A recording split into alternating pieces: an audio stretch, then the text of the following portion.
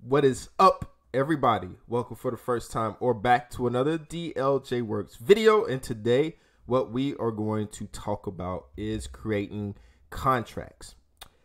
I want to really share this because my freelance career, the reason that if you watch my previous videos, you'll see that I actually expressed a lot about my disdain for doing freelance. I'm actually currently employed full-time, which for me is a better situation with health benefits and that sort of thing as a web designer and marketer in my current position for a sign company here in Waco, Texas. But however, before I actually got employed doing that, I was working full-time as a teacher and I was doing freelance projects on the side. A lot of them pretty much for free because one, I just didn't want to deal with the politics of trying to actually get money and really treat the freelance aspect as a business. If you're going to run a successful freelance venture in web design, as a graphic designer, as a programmer, wherever the case may be, documentation is key. And I wish I would have done this a lot sooner. I wish I would have did the research, did my own personal homework to learn how to actually create a contract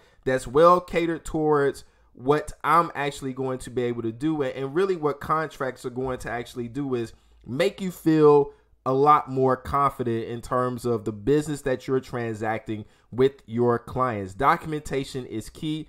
I cannot express that enough. And like I said, I felt a bit insecure. I wasn't running my business right. Let me kind of lift this up a little bit here so I don't have to bend over so much. Much better. And I really want to share this with people because I really feel like if you have a set of contracts, whether it be for you're doing a logo, and I actually will show you a logo contract that I created. You're doing a website. You're doing some video editing. Whatever the case may be, you need to have some terms, some conditions established with your client. You need to hold their feet to the fire. Now, let me also say this as well too, because don't do this from desperation. That is another thing that I messed up on. I was doing my freelance business from desperation, willing to take $50, $100, the cheapest amount I actually can get for the work that I'm doing and all the time that I'm spending. Actually, as I gotten better, as I was getting more confident in my skills, more confident in the CSS that I was actually being able to create, the jQuery that I was learning, being able to really tweak and customize WordPress themes to my own liking, I was like, I'm doing way too much work, way too much mental work, a lot of time and labor for these websites. I should be getting paid more. And I stand on these contract terms that I've actually established. Let's jump right into it. All right. So in this contract right here, this contract is actually for web design when I'm building a website. So the first thing I actually do is I have my logo up here established at the top. Title is contract agreement. All right. And then from here, I, Deshaun Johnson, hereby agree to complete the building design of whatever the name of the website is for, and then this underscore, this underline right here is for the name of the person. All right. The very first thing I actually do is I introduce the handshake, the digital handshake that me and this person are going to do. And this is the name of the website. This is the initial agreement. All right.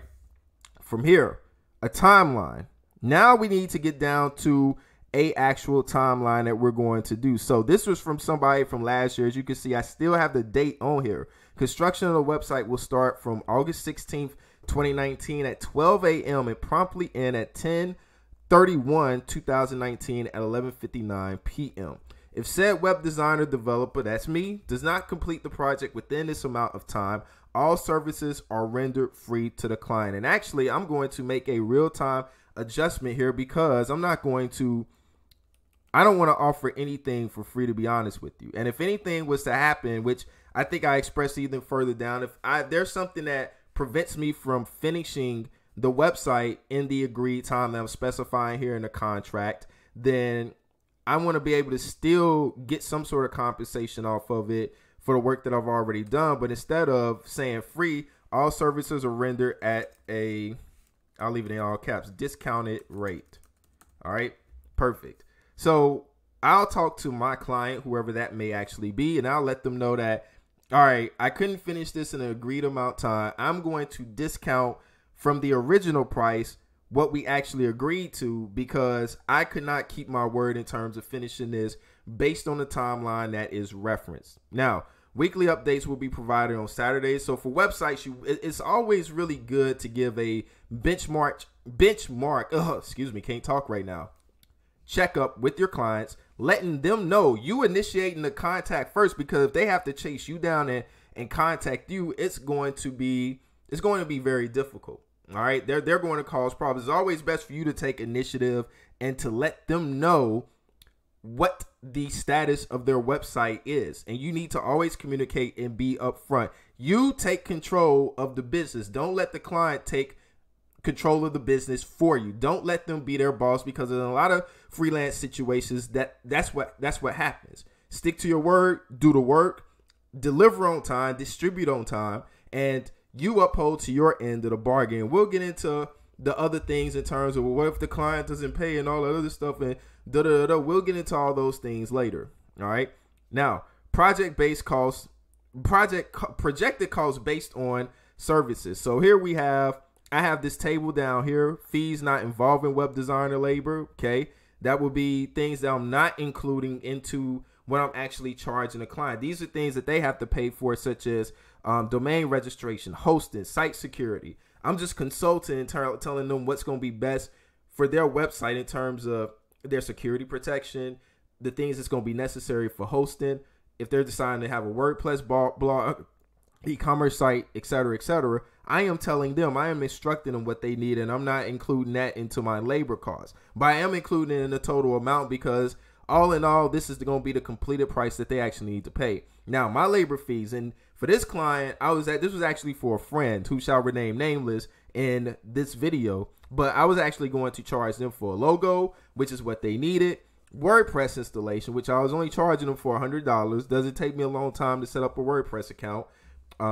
Custom design and coding of the site, $250, and that part probably should be a lot more, because depending on what I have to do and whatever changes that actually needs to be made, that price probably out of everything that's listed here needs to be a little bit higher. Site activation and connectivity, $0, and 3 months of site maintenance and consultation, $0. Now, I wasn't going to, like I said, this was a client that I actually had as a friend. I wasn't going to charge them for those sorts of things. Now, if you're doing monthly consultation, site maintenance for them, they need to call you, then what you can do in a contract, you can modify it and actually add those terms that if I change one thing, if you ask me to change one thing on your website, this is what the going rate is going to be for those changes. I'm not a big fan of charging by the hour, but if you have to, depending on whatever the micro task is, then charging by the hour may be highly effective in this situation. All right.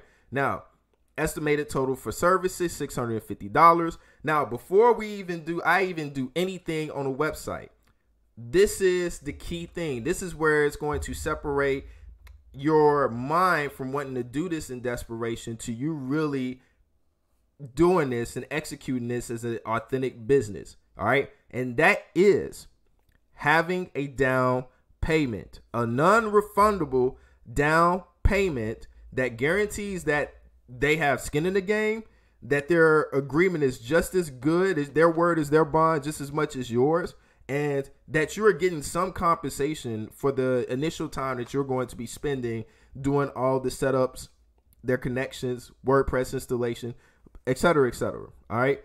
You need to at least have, and I would even change this from 15% to 25%, or you may even want to do 50%. A lot of people do 50%. I know that I follow, what is his name? I can't even think of his name right now.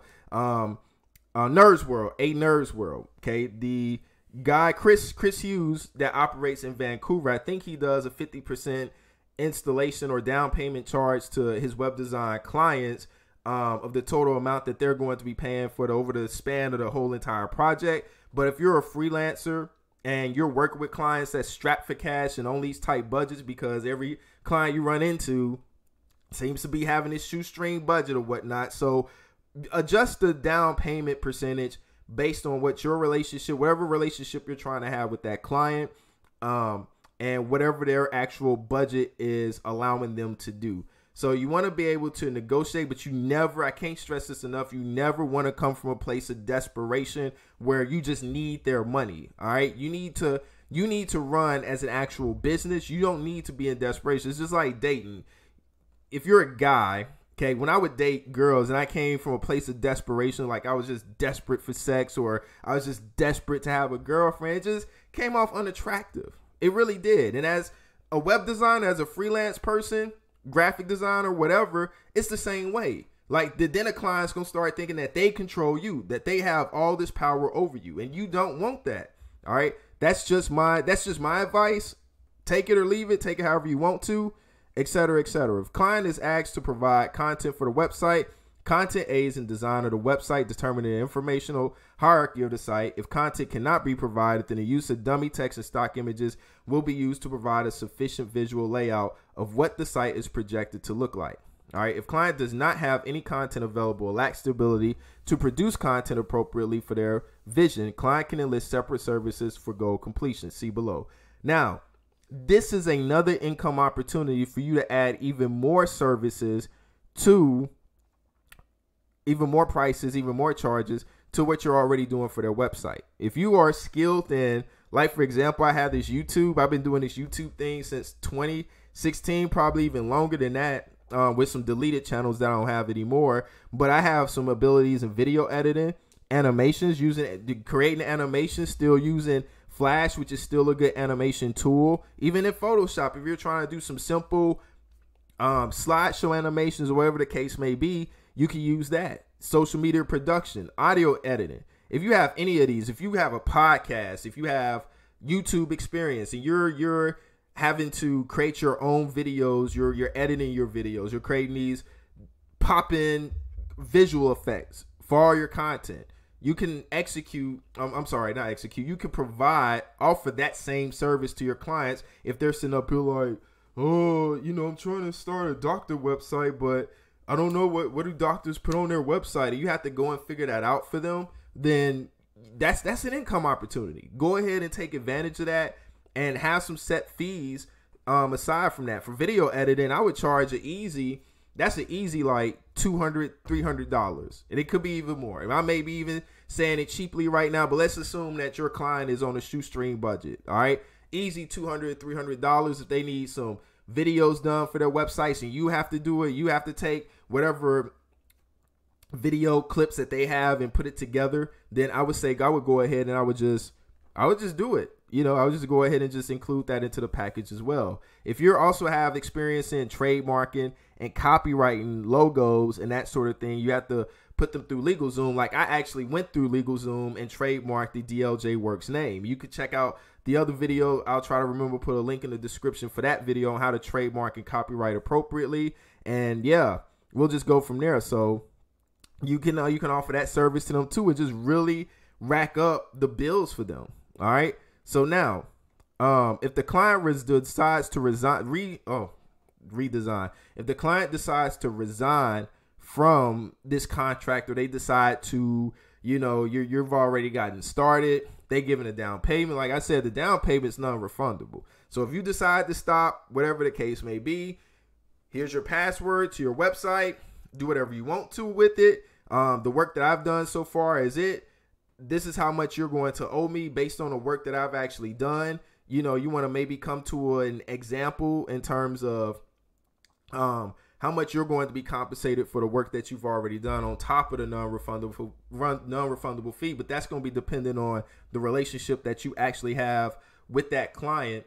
If they're a stranger, if they're a personal friend, if they're a recommendation or referral, you have to establish these fees based on what you're going to do for that, client. So, and like I spoke about this earlier, if I resign as a web designer and I can't do this anymore because of personal situations and circumstances, then it is what it is. Then I'll give them, the fee is still non-refundable for the percentage they put down, but maybe I won't even charge them at all if I have to resign and I can't finish it anymore. And it may be because the relationship just isn't going to work. You're hounding me. You don't understand the things that I actually have to do. You're not willing to work with me in a timely manner. You're not respecting the details of this contract. This isn't going to work. we can't do this. We can't work together at all. And that's fine. You don't ever want to seem like that you're so desperate to have a client and let them rule over you. Like, no, you have to stand on your feet and you have to make those demands. You have to let them know that you're the boss in this situation. And I hate to say it, like, I don't even like using the word boss a lot of times, but you have to let them know that you know what you're doing, have some confidence, let them trust your artistic vision, your expertise. You are the expert. That's an even better word. You're the expert. And if they don't want to respect you as such, cancel the contract. Just resign from it. Now, if you have a client that you've already received the down payment and they haven't paid their bills, which I haven't really listed and said this in a contract, and I can't really provide legal advice. That will probably be illegal here in this video, but you want to have, maybe check with a law firm, a paralegal, some telephone lawyer, something like that, who can actually give you some advice and some details that you could put into your contract and expressing what legal action will be taken if they don't pay their actually fee. And you may actually be able to see if you can go to a collections agency, show them the contract, set that up, see if the collections agency is going to charge you to get your money from this client and kind of go from there. So maybe that's something that you can actually do. Find the details that you actually need in terms of getting the rest of your money back from that client.